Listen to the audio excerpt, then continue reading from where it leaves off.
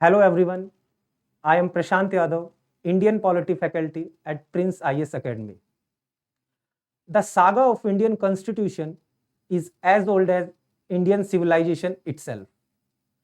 लेकिन वर्तमान संविधान के तत्वों को मुख्यतः ब्रिटिश काल में हुए विकास के साथ जोड़ा जाता है. So in this forthcoming lecture series, we are going to analyze the historical evolution of Indian Constitution. हम समझने की कोशिश करेंगे कि ऐतिहासिक पृष्ठभूमि के संदर्भ में भारत में जो वर्तमान संविधान हमारे पास है उसे किस तरह इवॉल्व करा गया या किस कारणों से उसमें बदलाव आए. मूविंग फर्दर, आगे बढ़ने से पहले द मोस्ट इंपॉर्टेंट थिंग, पृष्ठभूमि को एक बड़े स्तर पर समझने के लिए और स्पष्टता और सटीकता के समझने के लिए दो मुख्य क्वेश्चंस पर हम विचार करेंगे. The first question, the very fundamental question is बदलाव के कारण. What were the basic reason behind these changes जो ब्रिटिश साम्राज्य भारतीय संविधान में ला रहा था. दूसरा सवाल जो हमारे जहन में स्वाभाविक रूप से आना चाहिए वह है कि इस बदलाव की प्रक्रिया क्या थी. How this changes were brought in the Indian constitution. So now answering to the first part of the question, we will try to analyze how these changes या what were the causes behind these changes. हम समझने की कोशिश करेंगे कि बदलाव के मुख्य कारण में दो विचारधारा या दो थॉट हमारे ब्रेन में आते हैं. The very first thought, these changes were act of will. जो बदलाव लाए जा रहे थे ये ब्रिटिश साम्राज्य या ब्रिटिश संसद अपनी स्वेच्छा से ला रहा. The second thought line is these act were act of compulsion. British साम्राज्य बाध्य हो रहा था. डियर व्यूअर्स, जितना हम लोग ब्रिटिश साम्राज्य को समझ पाते हैं उस नॉलेज के बेस पे वी कैन इजीली से कि स्वेच्छा के बजाय these were more of act of compulsion. British साम्राज्य बाध्य हो रहा था इस तरह के बदलावों को भारतीय राज व्यवस्था, कानून प्रणाली तथा प्रशासनिक ढांचे में लाने के लिए. तो आगे बढ़ते हुए और मुख्य कारण को ढूंढते हुए कि इन एक्ट ऑफ कंपल्शन ये किस वजह से बन रहा था, we will try to analyse the basic and the main causes of these changes. सबसे पहला जो कारण था वो होता परोपकार का दिखावा, the pseudo benevolence. Dear viewers, please try to understand. Bharat में ब्रिटिश साम्राज्य की नींव जनता के बीच में उनकी छवि दो मेन पैरामीटर्स पे डिपेंड करती है. द फर्स्ट पैरामीटर वाज बेनोवेलेंस जिसको हम परोपकार कहते हैं, and the second main parameter was invincibility, Ajay, जिन्हें हराया नहीं जा सकता. इन दो बेसिक पैरामीटर के आधार पर ब्रिटिश साम्राज्य ने अपनी छवि भारतीय जनता के बीच में क्रिएट करी हुई थी. हमारा यहाँ डिस्कशन बेनोवेलेंस पे है, परोपकार का दिखावा. इस परोपकार के दिखावे के स्वभाव को जनता में जीवित रखने के लिए, to keep it alive among the masses, Britishers समय समय पर छोटे मोटे बदलाव भारतीय प्रशासनिक व्यवस्था में ला सकते रहते थे. Now moving further to the second cause, हम समझने की कोशिश करेंगे कि दूसरा मुख्य कारण क्या था. डियर स्टूडेंट्स, इस सेकंड कोर्स में you will find it out औद्योगिक क्रांति या इंडस्ट्रियल रेवोल्यूशन भी इस कारणों में से एक मुख्य कारण था. आपको इस कारण को गहराई से समझने के लिए ट्राई टू अंडरस्टैंड. 1600 सदी में ईस्ट इंडिया कंपनी का गठन होता है, फाउंडेशन रखी जाती है, और 1750 का दशक आते आते जब इंडस्ट्रियल रेवोल्यूशन या औद्योगिक क्रांति अपने चरम पर होती है, तब तक ईस्ट इंडिया कंपनी भारत जैसी कॉलोनी में ट्रेड में अपनी मोनोपोली क्रिएट कर चुकी है. इसके साथ साथ अब दो अलग ट्रेंड्स जो इस समय यूरोप में चल रहे थे 1750 के दशक में, हम उनको समझने की कोशिश करेंगे. पहला तो एक बहुत ही स्वाभाविक सा ट्रेंड है जिसे हम कह सकते हैं द राइज ऑफ कैपिटलिज्म, पूंजीवाद का उदय. अब देखिए, लॉजिकली समझने की कोशिश करिएगा. राइज ऑफ कैपिटलिज्म या पूंजीवाद के उदय के साथ ही इंडस्ट्रियल क्लास में the number of the industrial class बहुत तेजी से यूरोप में बढ़ चुके थे। नंबर 1, अब जो इंडस्ट्रियल क्लास जो राइज हुआ है यूरोप में, इसको ट्रेड करने के लिए कॉलोनीज की आवश्यकता थी। नंबर 1। नंबर 2, एक और ट्रेंड इसी समय में, it was very profound around 1850s, the rise of Napoleon. French revolution के बाद अगर आपको पता हो वर्ल्ड हिस्ट्री के बारे में, तो नेपोलियन के राइज के साथ ही Napoleon came with a system called as continental system.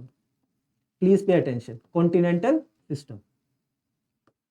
Continental system के माध्यम से नेपोलियन ने फ्रांस और उनके अलाइज कंट्रीज को ब्रिटेन और उनके अलाइज या सहयोगी देशों के साथ व्यापार करने के लिए रोक दिया था।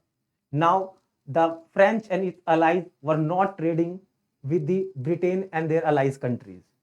इसकी वजह से जो इंडस्ट्रियल क्लास कुछ समय के लिए ट्रेड फ्रांस के साथ कर पा रही थी, it also became without the trade policy, एक वैक्यूम सिस्टम में क्रिएट हो जाता है। तो आप इन दोनों पॉइंटों को जोड़ने की कोशिश कीजिएगा। Rise of industrial class as well as the rise और the vacuum created through the continental system की वजह से there was a lobby, industrial lobby created in the Europe. Industrial lobby created in the Europe. इस industrial lobby ने British parliament पे, please pay attention, this British parliament पे this industrial lobby started creating pressure, and it started creating pressure on the British Parliament with the promise कि British parliament किसी भी तरह कर east India company की monopoly Bharat में खत्म करे। That was the second main cause why the British Parliament brought certain changes in the structural administrative structure of the East India Company. Now moving further to the third cause, east India company व British संसद के बीच में war of hegemony. देखिए, एक चीज समझने की कोशिश कीजिएगा, ईस्ट इंडिया कंपनी एक पूंजीवाद व्यवस्था से संबंधित इकाई थी, वेयर एज ब्रिटिश संसद was state itself.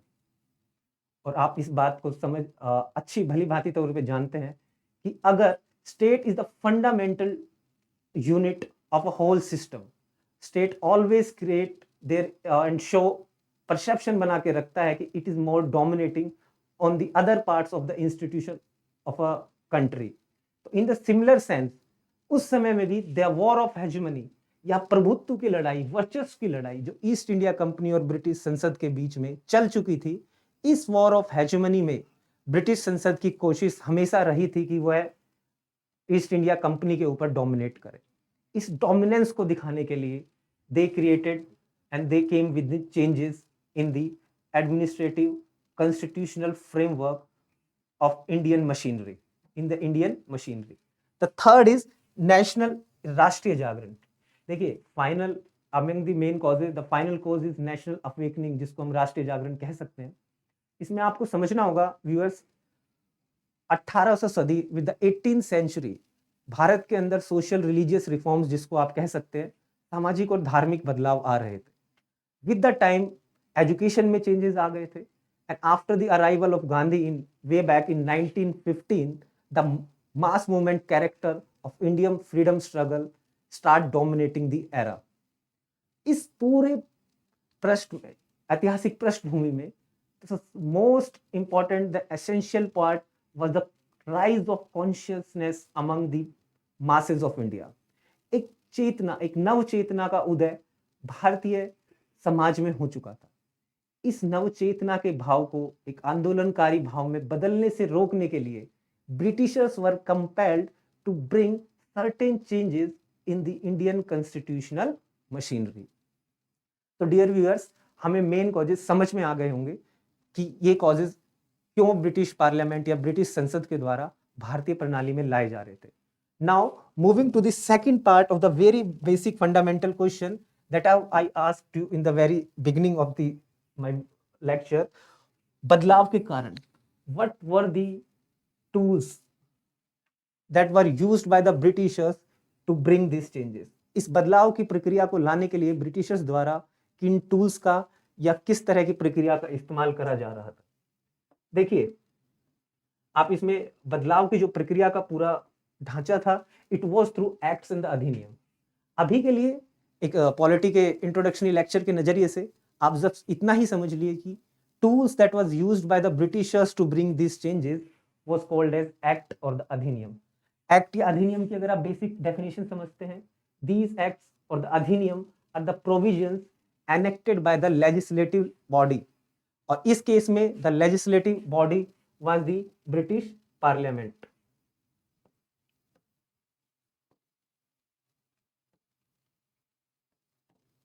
So dear viewers, आज आपको I have tried my level best to introduce and about the basics of the Indian polity. In the next lecture, we will try to cover out and starts with the first act, that is the Regulating Act 1773. Thank you.